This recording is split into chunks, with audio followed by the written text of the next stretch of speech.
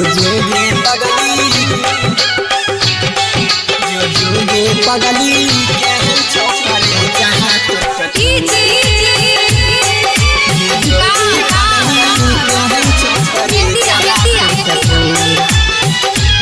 लाडली recording studio Chausa बाजार।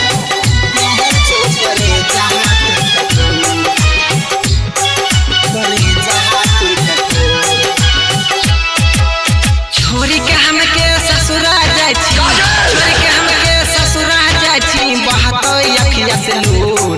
जो जोगे पगली केहन छोकरी जहाँ तोर कठोर। जो जोगे पगली केहन छोकरी जहाँ तोर कठोर। जो जोगे पगली केहन छोकरी जहाँ तोर कठोर।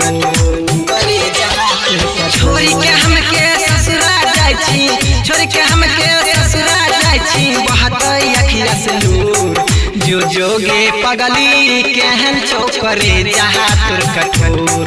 जो जोगे पगली केहन छोकरी जहाँ तोर कठोर। छोकरी जहाँ तोर कठोर। जो जोगे पगली हम दोनों के बीच अगर कोई आया तो समझो वो मर गया। केहन छोकरी जहाँ तोर कठोर। तुम सिर्फ मेरी हो, मेरी हो, मेरी हो। जो जोगे पगली और किसी की नहीं हो सकती, हो सकती। जो जोगे पगली केहन छोकरी जहाँ तोर कठोर। लाडली रिकॉर्डिंग स्टूडियो चौसा बाजार। एक साथ पढ़ैली है करैली हो प्यार गे, हमारा तू छोड़ के जाय छी जानू ससुराल गे।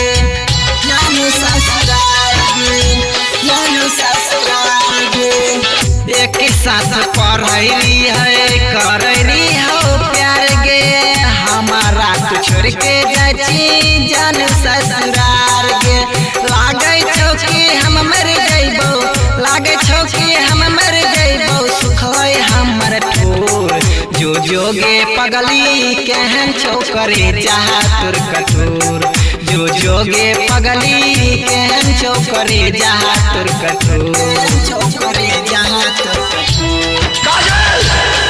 जो जोगे पगली हम दोनों के बीच अगर कोई आया तो समझो वो मर गया। केहन छोकरी जहाँ तोर कठोर। तुम सिर्फ मेरी हो, मेरी हो, मेरी हो। जो जोगे पगली और किसी की नहीं हो सकती, हो सकती।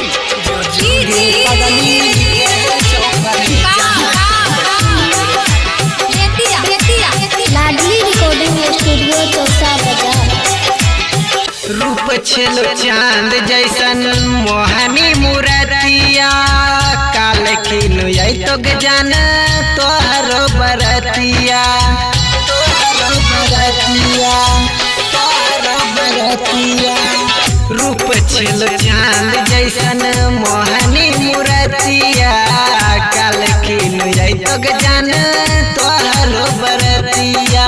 जीना पैबो इस दुनिया में, जीना पैबो इस दुनिया में, भेल करे जाकुर। जो जोगे पगली केहन छोकरी जहाँ तोर कठोर। जो जोगे पगली केहन छोकरी जहाँ तोर कठोर। छोकरी जहाँ तोर कठोर। काजल! जो जोगे पगली हम दोनों के बीच अगर कोई आया तो समझो वो मर गया।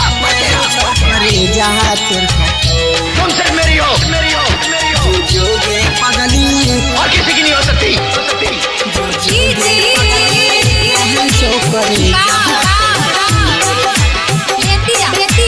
लाडली रिकॉर्डिंग स्टूडियो चौसा बाजार। रूकेश रंगीला के छोड़ के जान है गे जैबी, सच कहे छियो गे जान जी नहीं पैबी। जी नहीं पैबी, जी नहीं पैबी। हाँ, रूकेश रंगीला के छोड़ के जान है गे जैबी, सच कहे छियो गे जान जी नहीं पैबी। जाय छी त खुश सरैया, जाय छी त खुश सरैया, बहियन अखिया से लूर। जो जोगे पगली केहन छोकरी जहाँ तोर कठोर। जो जोगे पगली केहन छोकरी जहाँ तोर कठोर।